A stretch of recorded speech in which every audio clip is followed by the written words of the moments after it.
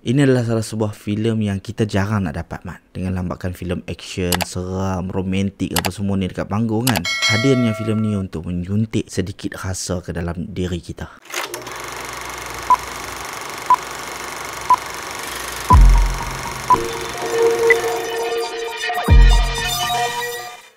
Assalamualaikum dan selamat datang ke YouTube channel Mak Don. Sekali lagi dengan aku Mak Don. Terima kasih kepada subscriber lama. Selamat datang kepada subscriber baru. Kalau hangpa suka dengan konten yang dihasilkan, jangan lupa tekan button subscribe dan juga button notification supaya hangpa tak terlepas dengan konten yang dihasilkan. Okey, so hari ini kita nak sembang tentang sebuah filem lokal yang ditayangkan di Pawagam bermula 19 Jun bertajuk Mencari Ramli. Mencari Ramli ini merupakan sebuah filem sulung arahan Megat Syahrizal, pengarah yang sama untuk telefilm Aku Dia dan Tong Sampah serta drama Metro Crime Series. Diterajui oleh barisan pelakon yang hebat seperti Tony Yusof, Sofia Jane, Megat Syahrizal, Mimi Lana, Hanzalini, Abi Madian dan ramai lagi pelakon cameo yang hebat-hebat, Mat. Filem yang ditulis oleh Megat dan Lepat Hafiz ni berkisarkan tentang Zakaria, seorang impersonator P. Ramlee yang dibelenggu masalah kewangan. Satu hari Zakaria dibawa ke rumah seorang gangster bernama Yusof untuk selesaikan hutang dia. Tapi di situ dia terjumpa kakak Yusof iaitu Zaitun yang menghadapi amnesia. Oleh kerana Zaitun ingat Zakaria ini adalah P. Ramlee yang sebenar, Yusof menggunakan peluang itu untuk membahagiakan kakaknya dengan menyuruh Zakaria berlakon menjadi P. Ramlee demi menyelesaikan hutangnya. Saudara, saudara filem tu hampa kena tengok sendirilah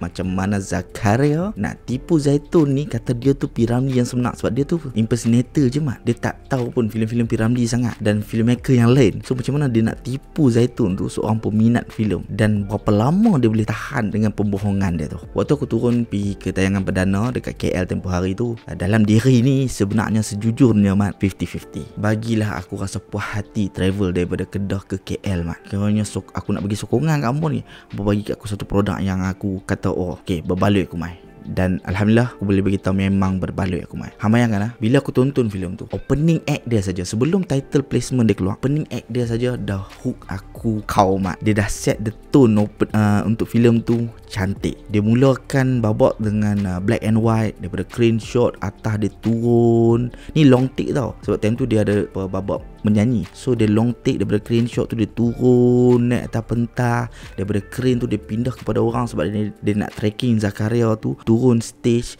nak masuk ke dalam sebuah bilik. Daripada black and white tadi, bila Zakaria buka je tirai nak masuk bilik tu, terus change to colour, seolah-olah nak gambarkan tirai cerita dibuka, Mat. Cantik. Kemudian kamera still tak berhenti terus masuk, ikut Zakaria masuk ke dalam, dan dalam bilik tu barulah cerita bermula tentang kematian P. Ramlee. Dan lepas dia bersembang tentang kematian P. Ramlee pula, sebelum title tu keluar, dia biarkan Zakaria tu berdiri di depan cermin, seolah-olah tengah berfikir apa yang nak jadi dekat diri dia sebagai seorang impersonator ni. Sebab P. Ramlee dah tak ada, Mat. Dia seolah-olah macam itu adalah orang kata reflection moment dia. Dia duduk biar je kamera tu statik depan tu, dan title keluar Mencari Ramlee.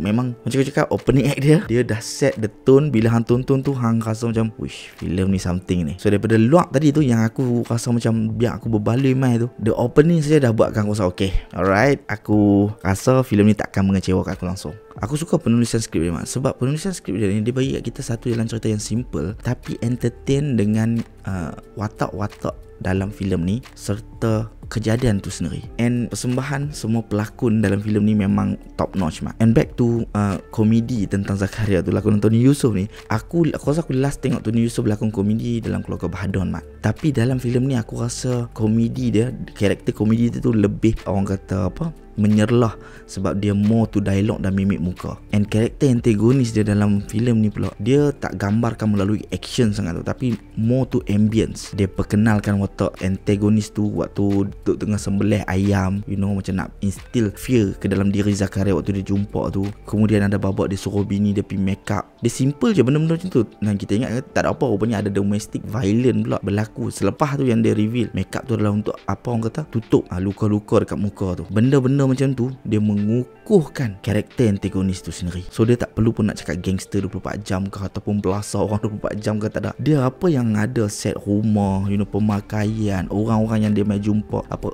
kru apa semua tu kan, semua tu untuk mengukuhkan karakter dia tu. So sebab itulah aku suka, Mat, dengan penulisan skrip ni. And komedi dia pun memang aku rasa hit the right note lah. Okay, ada yang aku rasa macam dia just terlalu kecil, dia macam dia buat hang senyum gelak je, dan ada juga momen yang hang gelak ketawa betul. And skrip dia yang bagus ni, dia bukan saja dibantu dengan lakonan-lakonan pelakon utama dan cameo yang mantap-mantap ni, tapi juga dengan kamera, movement dan visual yang cantik oleh cinematographer Hafiz Rashid. Waktu hang tonton filem ni memang hang nampak lah kata cinematographer dia tak malas mat. Hang tengok tadi aku ada ulah pasal opening shot dia tu kan, yang long take tu kan, daripada crane turun terus ke tracking apa semua tu. Memang hang boleh nampak lah kalau hang tonton tu, dia tak ada shot yang malas dan juga dia macam tahu macam mana nak bagi penonton tu mata tu glue to the scene. Cinematographer dia tak malah juga, bukan saja dari segi kamera movement tau, tapi dari segi visual juga. Ada satu babak tu waktu Tony Yusof tengah buat something. Babak tu nak bagi tahu kata Tony Yusof bekerja keras daripada malam sampai ke esok pagi, tapi kamera dia satu je, dia nak letak statik je. Macam mana dia nak bagi tahu dekat audience dengan perubahan cahaya?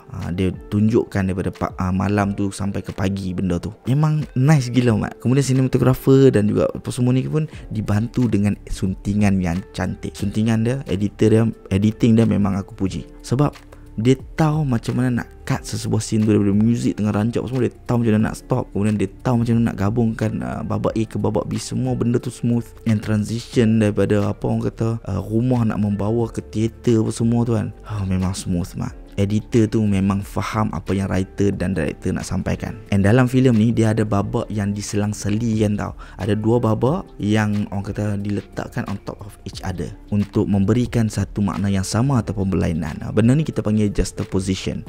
Aku tak berapa nak pandai sangat nak explain pasal benda tu. Tapi untuk memberikan contoh-contoh dia, kita boleh tengok dalam filem Godfather, dalam filem Tamil Karnan, ada contoh babak yang aku panggil juxtaposition ni. And dalam macam dalam ni aku suka sebab dia connectkan antara dua babak tu melalui dialog mat. Satu babak adalah babak ketika Mimi Lana tengah explain dekat dua pelakon teater dia, dan satu lagi ketika Zakaria berjumpa dengan Yusof. So kalau hang perasan, waktu Mimi Lana tengah explain dekat pelakon teater dia tentang karakter motivation, waktu tu juga penonton disajikan karakter motivation Zakaria. Itu yang kita kata dia connect through dialog tu. Waktu aku tonton tu aku rasa, clever mat. Memang clever lah waktu aku tonton tu. Cuma macam aku cakap tadi, filem ni masih lagi ada kelemahan dia yang perlu sangat diperbaiki mat. Sebab apa aku cakap kena perbaiki? Sebab waktu aku tonton tu, graf aku menonton adalah opening dia cantik, kemudian dia saji kat kita pula semua benda-benda yang cantik naik, then dia dah mula turun. Dan bila dia dah turun, dia mendatar tu, dia nak dekat ke penghujung act 3 tu, dia dah naik balik sampai ke ending dia cantik. Ending dia memang cantik. Dan reason kenapa aku kata dia punya graf tu menurun dan mendatar tu adalah sebab pacing dia amat. Hang bayangkan dia dah open the film dengan cara yang cantik, kemudian dia mainkan benda tu dengan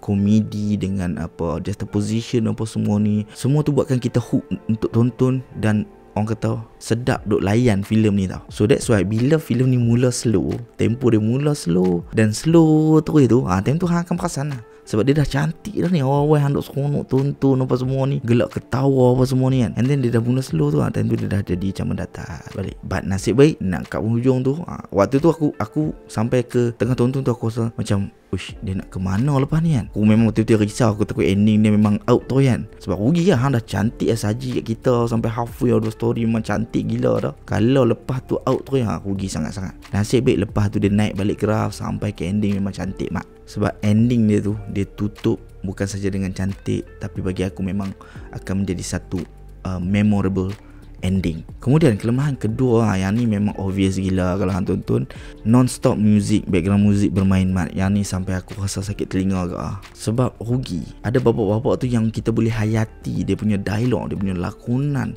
emosi semua tu, tapi ada yang ter-overshadow dengan background music, dan ada yang kill sebab background music dia tak habis-habis lagi daripada tadi. Dia ada berhenti tapi dia tak lama. Kemudian dia, contohnya bila dia masuk babak baru, dia ada music ataupun dia akan slow-slow naikkan music. Maksud benda tu jadi macam hang akan tonton tu, hang akan rasa macam dia tak pernah berhenti. Walaupun dia pernah berhenti, tapi dia macam terlalu orang kata kerap sangat mula balik. Dan benda tu memang kena check balik. Walaupun dua saja benda yang aku sebut pasal kelemahan ni, tapi benda ni akan kill mood penonton, especially for those yang tak biasa dengan filem yang macam ni. And filem ni bukan art berat lah. Filem ni bukan art berat. Aku kena highlight benda ni sebab aku risau dengan penggunaan art berat most of movie reviewer ni. Ada yang sampai filem yang tak berat langsung pun dia panggil art berat. Benda tu buatkan orang takut nak pergi tonton mak. Jangan buat macam tu. Kalau filem tu bergenre macam tu kita jarang tonton, janganlah panggil alat berat. Itu sebab hang jarang tonton je, bukannya alat berat. Hang tonton tu hang boleh je faham semua benda, apa yang berlaku. Hang boleh layan komedi dia, hang boleh layan lakonan dia,